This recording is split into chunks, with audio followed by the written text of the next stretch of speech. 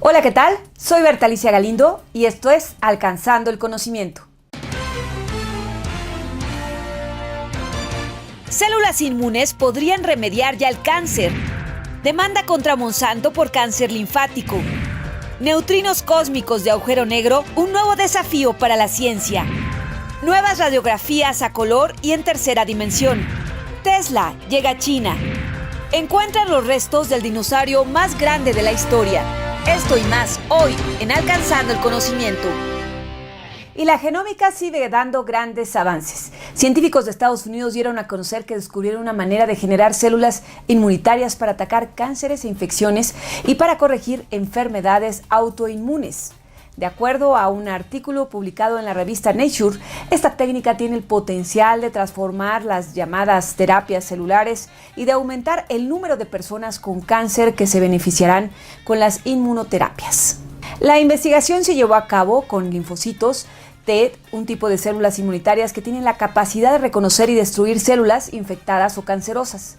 Desde hace décadas se ha intentado reprogramar los linfocitos T para que ataquen con precisión células enemigas. Sin embargo, las dificultades de la reprogramación han limitado su uso a un número reducido de pacientes. Para los científicos, esta nueva técnica puede convertir la terapia con linfocitos en el equivalente de lo que el Forte fue en la historia del automóvil, al abaratar y acelerar la producción de linfocitos, lo que puede hacer que la terapia deje de ser algo excepcional para convertirse en habitual. Hasta ahora, la reprogramación de células inmunitarias se ha realizado utilizando virus. Los virus introducen sus genes en las células a las que infectan y son un vehículo apropiado para dotar a los linfocitos de los genes deseados. Sin embargo, reprogramar linfocitos con virus suelen requerir por lo menos 4 meses y tiene un costo aproximado de 300,000 euros y además no permite controlar en qué lugar del genoma se insertan los genes. En la nueva investigación, estos 3 inconvenientes se han resuelto reprogramando los linfocitos con la técnica de edición genética CRISPR en lugar de utilizar virus, y esto es un gran avance para la ciencia que abre la posibilidad de tratamientos más efectivos contra el cáncer. Y bueno, por si fuera poco, pues la genómica en esta parte está avanzando muchísimo para hacer que cada vez los tratamientos que pues eran estratosféricamente caros e inalcanzables puedan ser llevados a la población, y esperemos que cada vez más pronto. El juez estadounidense Vince Chhabria de San Francisco, California, dio entrada a una demanda en contra de la empresa estadounidense de semillas y fertilizantes Monsanto por sospechas de que su herbicida Roundup incrementa el riesgo de cáncer linfático. Este podría ser el primer juicio contra esta transnacional, ahora propiedad de Bayer. Se trata del caso de un jardinero de nombre Diane Johnson, quien está muriendo de cáncer y quien alega que el herbicida puede ser la causa de su enfermedad. Monsanto habría pedido al juez Chhabria que desechara el caso, diciendo que más de 400 demandantes no habían podido probar que el glifosato contenido en el Roundup aumenta el riesgo de desarrollar cáncer. El juez decidió que había evidencia suficiente para que un jurado escuche los casos. Monsanto desarrolló glifosato en la década de 1970 y el herbicida ahora se vende en más de 160 países. Los agricultores en California, el estado más productivo de Estados Unidos, lo utilizan en más de 200 tipos de cultivos y también se utiliza en los jardines. Luego de que la Agencia Internacional para la Investigación del Cáncer, con sede en Francia, lo clasificó como probable carcinógeno humano, en 2015 inició una lluvia de demandas contra Monsanto en tribunales federales y estatales, y California agregó glifosato a su lista de sustancias químicas que se sabe causan cáncer. La Agencia de Protección Ambiental de los Estados Unidos dice que el glifosato es seguro para los humanos cuando se usa de acuerdo con las instrucciones de la etiqueta. Otro juez federal que preside cientos de demandas, como la de Johnson, está decidiendo si la afirmación de que el herbicida Roundup pueda causar cáncer y es respaldada por una buena ciencia. Es posible que el resultado del caso de Johnson no afecte a los cientos de demandas judiciales en los tribunales estatales y federales, pero puede servir como un indicador de cómo podrían ir los demás juicios. De todo esto que tenga que ver con transgénicos, les seguiremos informando oportunamente. Un equipo multidisciplinario de científicos detectó un agujero negro supermasivo a 3.700 millones de años luz en la Tierra, en la constelación de Orión. Este hallazgo ha sido clasificado como la primera fuente conocida de neutrinos cósmicos. Así lo dieron a conocer en la revista Science. Los expertos detectaron un neutrino identificado como IceCube 170922A, que fue localizado por el detector antártico IceCube el 22 de septiembre de 2017. IceCube es un detector de 1 kilómetro cúbico enterrado en el hielo del Polo Sur en la estación de Amundsen-Scott. Durante décadas, los astrónomos han buscado detectar neutrinos cósmicos de alta energía para aprender dónde y cómo se generan estas partículas subatómicas que tienen una energía de miles a millones de veces mayor a las obtenidas por el Gran Colisionador de Hadrones del Centro Europeo de Física Nuclear. El desafío principal en la detección de estos neutrinos y el estudio de sus fuentes es que interactúan muy débilmente con la materia y es muy difícil detectarlos. Por ello, el evento se compartió rápidamente con la comunidad científica de astronomía para intentar descubrir a continuación la procedencia de los neutrinos extremadamente energéticos que llegan del espacio. Al cruzar los datos del IceCube con los obtenidos por observatorios de rayos gamma y los telescopios espaciales Fermi y Agile y el MAGIC instalados en las Islas Canarias, los investigadores lograron identificar la fuente del neutrino detectado en septiembre. Se trata de un objeto de tipo blazar con energía muy compacta y altamente variable asociado a un agujero negro con mucha masa y de rápida rotación, conocido por los astrónomos como TX056 más 056, situado en el centro de una galaxia espiral con un chorro de partículas dirigido hacia la Tierra. Esa galaxia es una de las fuentes más luminosas del universo y un verdadero motor cósmico suficientemente potente para acelerar los rayos cósmicos y producir los neutrinos de alta energía. Así lo precisó la Universidad de Ginebra. El detector IceCube logró la primera detección de neutrinos cósmicos de alta energía en 2013 y comenzó a distribuir alertas de nuevos neutrinos en abril de 2016. Y la radiografía es la técnica la que a través del uso de rayos X permite obtener una imagen del interior del organismo. Todos hemos visto las placas en blanco y negro que los médicos interpretan para tratar una fractura y otras enfermedades. Esta es una técnica que no ha cambiado en décadas, pero eso está a punto de ser diferente. Científicos neozelandeses, en colaboración con las universidades de Otago, Canterbury y el CERN, la Organización Europea para la Investigación Nuclear, han desarrollado las primeras radiografías en 3D de rayos X y a todo color. Estas radiografías en 3D no solo ofrecen datos sobre malformaciones, cánceres, lesiones y otros problemas que se detectan con una radiografía estándar, sino que además también muestran el volumen, la ubicación y el tamaño real de los tumores y otras anomalías. El nuevo dispositivo está basado en la clásica máquina de rayos X en blanco y negro que se usa actualmente, pero emplea una tecnología de seguimiento de partículas desarrolladas por el mismo laboratorio que descubrió el bosón de Higgs en 2012. Con un sistema llamado MEDPIX se consigue recrear una imagen 3D a color y del cuerpo humano, y además es capaz de diferenciar entre huesos, cartílagos y músculos, asignándole un color diferente. Con esta herramienta los médicos detectarán roturas, tumores y otros problemas de una forma más precisa y real, lo que facilitará los diagnósticos de enfermedades que serán mucho más precisas. Y un equipo de investigadores españoles del Hospital Público 12 de Octubre dio a conocer que hay avances para desarrollar una vacuna global contra el virus del ébola. Actualmente existe una vacuna, pero solo contra una de las 5 cepas de esta fiebre hemorrágica, la variedad conocida como Zaire. La vacuna que existe fue desarrollada por el laboratorio Merck y es la que fue administrada en la República Democrática del Congo en mayo pasado para evitar la repetición de una epidemia como la ocurrida en 2013 y 2016, que fue en África Occidental con más de 11.300 muertos. La dificultad para desarrollar una vacuna radica en que el virus del ébola se protege a sí mismo con proteínas que hacen las veces de escudo y solo expone sus zonas vulnerables durante un corto espacio de tiempo, lo que dificulta la acción del sistema inmunitario de los seres humanos.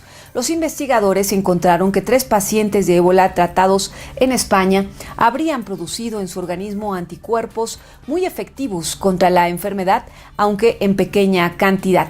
El objetivo es producir esos anticuerpos en mayor cantidad y de forma que sean eficaces contra las 5 cepas del virus, y se espera que en un año más o menos ya tengan resultado de las pruebas efectuadas con ratones. Y hace unos días se presentó el Índice Global de Innovación 2018. Este informe es publicado por la Organización Mundial de la Propiedad Industrial, la OMPI, en conjunto con la Universidad de Cornell y la Escuela de Negocios INSEAD. En este índice se analiza el panorama de la innovación en 126 países a través de 80 indicadores que incluyen el entorno político, la educación, la infraestructura y el desarrollo empresarial. En este año, el tema fue la innovación en energía y se evaluaron los avances en áreas como producción de energía, almacenamiento, distribución y consumo. En la evaluación de este año, los 5 países más innovadores del mundo son Suiza, los Países Bajos, Suecia, Reino Unido y Singapur. Una de las principales novedades del informe de innovación es que China ya está entre los 20 países más innovadores del mundo. En América Latina, Chile es el país mejor situado con el puesto 47, seguido de Costa Rica en el lugar 54 y en tercer lugar México con el número 56. El estudio advierte que Latinoamérica no ha mejorado significativamente sus índices de innovación en comparación con otras regiones, un tema que deberá ser tomado muy en serio por todos los gobiernos de la región. La compañía Tesla firmó un acuerdo con el gobierno de Shanghái, mediante el cual la firma estadounidense instalará en esta ciudad china una planta con una capacidad de producción anual de 500,000 vehículos. El gobierno de Shanghái anunció el acuerdo a través de redes sociales, en el que mostraba una imagen del presidente de Tesla, Elon Musk, estrechando la mano al alcalde de la ciudad asiática, Jin Jong. En este acuerdo se establece que Tesla construirá una fábrica que integrará funciones de investigación y desarrollo y de fabricación y ventas. La planta estará ubicada cerca del puerto Yangshan en Shanghái y será el mayor proyecto de fabricación extranjero en la historia del centro financiero chino. Esta es una estrategia de Elon Musk para llegar al continente asiático sin pagar los grandes aranceles que tienen hasta ahora sus vehículos por la guerra comercial que se vive entre China y Estados Unidos. Ojalá hicieran algo muy parecido a México. Imagínense, tendríamos coches eléctricos con otras posibilidades a unos precios muy accesibles y no como ahorita que están todavía inalcanzables. Melinda Gates y Jack Ma, fundador del gigante del comercio electrónico Alibaba, liderarán un grupo de expertos con el que la ONU pretende dar respuestas a la revolución digital. Así lo anunció el jefe de la organización, Antonio Guterres. El grupo, el primero de este tipo en Naciones Unidas, tendrá un total de 20 miembros, entre los que habrá empresarios, académicos, representantes de la sociedad civil, de gobiernos y de la comunidad tecnológica. Guterres explicó que la puesta en marcha de este panel es necesaria dado que la tecnología digital está cambiando las economías y las sociedades a la velocidad de la luz.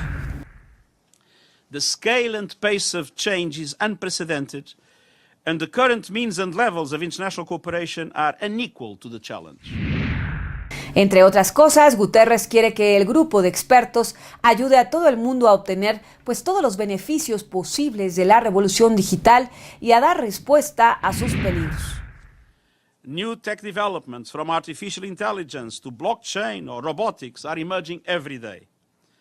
And at the same time, the world is only beginning to address the dark side of innovation, such as cybersecurity threats, the risk of cyber warfare, the magnification of hate speech, and violations of privacy. El grupo celebrará su primera reunión en persona a finales de septiembre y tiene previsto presentar a Guterres un informe con sus conclusiones en un plazo de 9 meses. ¿Y hasta dónde llegan las fake news? La compañía YouTube anunció que invertirá $25 millones para luchar contra la propagación de noticias falsas, especialmente en las coberturas de última hora. YouTube, que es propiedad de Google, informó que esta inversión será parte de la plataforma Google News Initiative, que fue presentada en marzo para ayudar a los medios para hacer frente a las noticias falsas. Además, YouTube presentó una serie de novedades en su web para ayudar a los usuarios a que no caigan en el engaño de las noticias falsas. A partir de las próximas semanas, los usuarios de YouTube en Estados Unidos, cuando busquen videos sobre temas de última hora, verán en el portal enlaces con pequeños extractos de noticias sobre estos asuntos publicadas en diferentes medios de comunicación.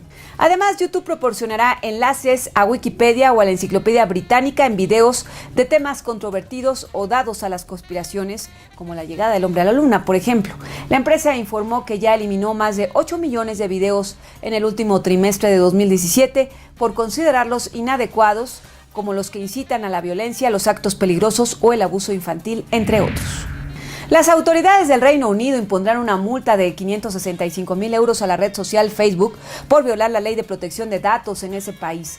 La oficina del comisionado de información, que tiene a su cargo la privacidad y la libertad de información, indicó que la compañía incumplió su deber de proteger la información personal de sus usuarios y no fue transparente sobre cómo otras empresas accedían a estos datos. Desde febrero, el comisionado de información investiga a Facebook y a la consultora británica Cambridge Analytica por el presunto acceso indebido a los datos de 87 millones de usuarios de la red social en todo el mundo que pudieron usarse en la campaña del referéndum sobre la permanencia del Reino Unido a la Unión Europea, celebrado en junio de 2016. Aún están pendientes las multas para Cambridge Analytica, que en mayo se declaró insolvente. Diversas organizaciones civiles se han manifestado inconformes por la multa tan baja que se le impuso a Facebook, pero es la máxima que puede imponer el comisionado de información. La multa ha sido comunicada a la empresa estadounidense, que tiene ahora un tiempo para presentar una apelación. Y la India se convirtió en 2017 en la sexta economía mundial y ocupa ahora el lugar de Francia, así lo dio a conocer el Banco Mundial en un comunicado. El año pasado el Producto Interno Bruto de la India alcanzó los 2.59 billones de dólares frente a los 2.58 de Francia, de acuerdo a las cifras del mes de junio. India se ha beneficiado en particular del buen momento que vive su industria manufacturera y de la demanda por parte de los consumidores de los productos que fabrican. Según las previsiones anuales del Fondo Monetario Internacional, las economías emergentes y en desarrollo de Asia crecerán a un 6.5% en 2018. En el caso de la India, el crecimiento sería del 7.4% en este año. Y la Corte Constitucional del Ecuador ratificó en última instancia la condena contra la petrolera Chevron para pagar 9.500 millones de dólares a pobladores amazónicos por daños ambientales. La petrolera ha calificado esta sentencia de fraude, que se da luego de un litigio que se ha llevado 25 años y que aún no termina. Esta sentencia por daños ambientales, como contaminación de suelos y fuentes de agua en la selva amazónica, fueron provocados por la firma Texaco en las décadas de los 60, 70 y 80. Texaco fue adquirida por Chevron en 2001. Chevron ya había sido condenada en 2011 a pagar 9.500 millones de dólares, sin embargo no pagaron porque Chevron no tiene activos en Ecuador. Los demandantes han intentado homologar la sentencia en Estados Unidos, Argentina, Brasil o Canadá para obtener un embargo de bienes de la petrolera, pero no han tenido éxito. Chevron, por su parte, siempre ha rehuido a pagar la multa, alegando que la sentencia se obtuvo mediante fraudes y sobornos, una opinión que respalda a un juez federal de Estados Unidos y que por ello decidió interponer hace 4 años un recurso en la Corte Constitucional. La Corte Constitucional de Ecuador ha decidido por su parte ratificar la condena, cerrando un pleito que arrancó en 1993 y que supone el primer proceso de la historia que llevó a una petrolera de Estados Unidos a responder en la jurisdicción de otra nación. Y fíjese usted, nuevos análisis y modelos publicados por la FAO proyectan que para el año 2050 el cambio climático habrá alterado la productividad de muchas de las pesquerías marinas y de agua dulce del planeta, afectando los medios de subsistencia de millones de las personas más pobres del mundo y por supuesto de las especies. El informe advierte que se verán afectados los sistemas de aguas continentales del planeta de enorme importancia, pero que en la mayor parte de las veces han sido ignorados y que incluyen 5 de los países menos desarrollados del mundo, entre los 10 que más pescado producen y proporcionan 11.6 millones de toneladas de alimentos para consumo humano cada año. Los cambios en la productividad pesquera están relacionados con cambios en la temperatura del agua, en los niveles de pH pH y en los patrones de circulación oceánica con el aumento del nivel del mar y los patrones de lluvias y tormentas que harán que las especies cambien su distribución y productividad.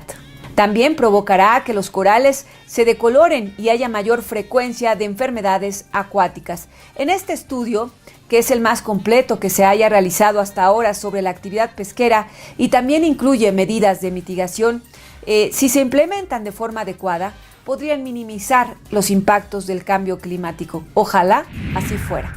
Paleontólogos argentinos presentaron a Ingentia prima, el primer dinosaurio gigante que habitó el planeta hace más de 200 millones de años. Los restos fósiles de este dinosaurio se encontraron en el yacimiento de Valde de Leyes, al sudeste de la provincia de San Juan.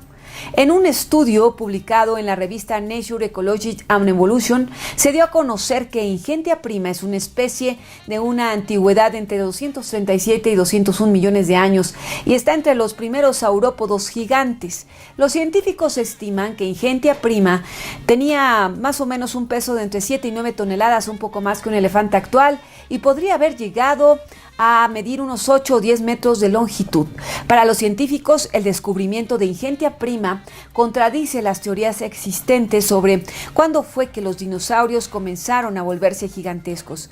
Ingentia prima, que en latín significa la primera inmensa, revela que el primer momento hacia el gigantismo en los dinosaurios ocurrió hace 30 millones de años antes de la aparición de los primeros saurópodos modernos. Este hallazgo muestra un nuevo camino evolutivo hacia el gigantismo que no se conocía hasta ahora. Los científicos tienen la teoría de que Ingentia prima fue un herbívoro que supo tener la inteligencia de crecer rápido como ningún otro dinosaurio, algo que le sirvió como estrategia de defensa para no resultar tan vulnerable de los carnívoros. Y un agricultor del sur de Francia halló un cráneo casi intacto de un mastodonte de los Pirineos, un primo del elefante y único ejemplar conocido de su especie.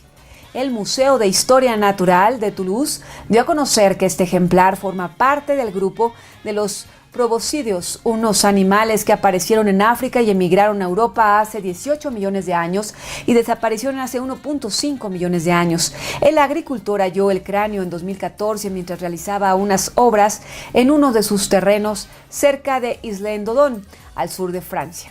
Pero pues como temía ser molestado por los curiosos, el agricultor tardó 2 años en contactar con el Museo de Toulouse. El cráneo fue retirado del terreno y llevado a un laboratorio como se haya incrustado en una piedra. Los paleontólogos tendrán que raspar centímetro a centímetro para separarlo y esperan que en unos 9 meses hayan concluido con este trabajo. El Parlamento irlandés aprobó un proyecto de ley que obliga a este país a deshacerse de sus inversiones en empresas de combustibles fósiles. La ley de desinversión en combustibles fósiles fue aprobada con el apoyo de todos los partidos en la Cámara Baja y convierte a Irlanda en el primer país del mundo a comprometerse a retirar todo el dinero público invertido en empresas de petróleo, carbón y gas, industrias que están contribuyendo al cambio climático. Esta ley es fruto del trabajo conjunto entre organizaciones no gubernamentales y de legisladores y harán que Irlanda venda todas sus inversiones en la industria de combustibles fósiles globales que se suman en 318 millones de euros. Este cambio llega luego de que Irlanda fuera calificada a nivel internacional como uno de los países más rezagados en temas de cambio climático, por lo que la nueva ley es una buena señal de cambio en sus políticas. Un equipo de científicos grabó el momento en el que un iceberg de más de 6 kilómetros de longitud se separa de un glaciar ubicado en Groenlandia. El video muestra el nivel del mar subiendo a medida que el hielo del glaciar ingresa al océano. Prácticamente 48 horas después de haber capturado este fenómeno, el iceberg que da de alto es como una colina, se desplazó rápidamente por las aguas y llegó a una pequeña localidad llamada Insaursit, asentada en la costa occidental de Groenlandia. Las imágenes las estamos viendo en este momento. Esta localidad tiene 169 habitantes, pero solamente los que viven más cerca del lugar donde está el iceberg fueron evacuados por temor a que se produzca un tsunami si el iceberg se llegara a separar. Los ríos cercanos a la comunidad también podrían experimentar un aumento de su nivel de agua. Un recuento de las orcas que habitan en el noroeste del Océano Pacífico indica que no han nacido crías durante los últimos 3 años, por lo que su población se ha reducido a un nivel más bajo en 30 años. El censo anual de las orcas en el estrecho de Puget, en el estado de Washington, solo ha contabilizado 75 animales en 3 clanes de las orcas residentes del sur. El censo también indicó que había 2 orcas desaparecidas y presuntamente muertas. Los investigadores dijeron que la disminución de la población de orcas se debe a la contaminación y a una reducción en sus fuentes de alimento. Las sustancias contaminantes pueden acumularse en las presas de la orca y almacenarse en su grasa, lo que hace que sean más propensas a enfermedades debido a que tienen un sistema inmunológico muy débil. La principal fuente de alimento para las orcas es el salmón Chinook, que ya no es tan numeroso como alguna vez lo fue. Entonces también el alimento escasea. Y el periódico New York Times ganó el premio de periodismo ambientalista John B. Oakes por una serie de reportajes sobre cómo las medidas del gobierno de Donald Trump han afectado al medio ambiente. El premio John Oakes de periodismo ambientalista fue para los periodistas Eric Lipton, Coral Davenport, Daniel Ivory, Barry Meyer e Hiroko Tabuki. Así lo informó la Facultad de Periodismo de la Universidad de Columbia. El galardón fue por la publicación de una serie titulada Trump Rules, que este trabajo es el resultado del compromiso que tiene el New York Times y sus periodistas de obligar al gobierno federal a rendir cuentas en una época ambientalmente peligrosa. El premio John B. Oakes fue creado por familiares, amigos y colegas de Oakes, periodista ambientalista y redactor editorial del Times. Y hace unas semanas en Chile se registró la fuga de casi 1 millón de salmones. El escape fue calificado por Greenpeace como un desastre medioambiental grave porque más de la mitad de los ejemplares desaparecidos estaban bajo un tratamiento con antibióticos, algo curioso. Es decir, estaban bajo tratamientos químicos, por lo que no son aptos ni para su consumo ni para la pesca. La fuga ocurrió en un centro de cultivos en Isla Huar, en la región de los lagos, luego de que 9 jaulas de la empresa Marine Harvest sufrieran daños por el mal tiempo. Se estima que los salmones no van a sobrevivir mucho tiempo en el mar, ya que eran alimentados con comida artificial. Les informaremos de lo que ocurra con este caso, pero por supuesto que es todo un misterio porque hay muchas preguntas que hacerse y la primera que nos surge, ¿a qué se debían esos tratamientos de antibióticos? Y ¿por qué no tenían una supervisión especial? Sobre todo en Chile, que es un país donde uno de sus máximos productos que es para el consumo interno y para la exportación es el salmón en criaderos. Bueno, ya nos vamos. Hasta aquí la información.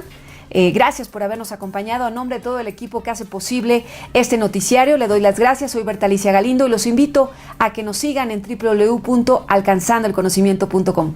Hasta la próxima.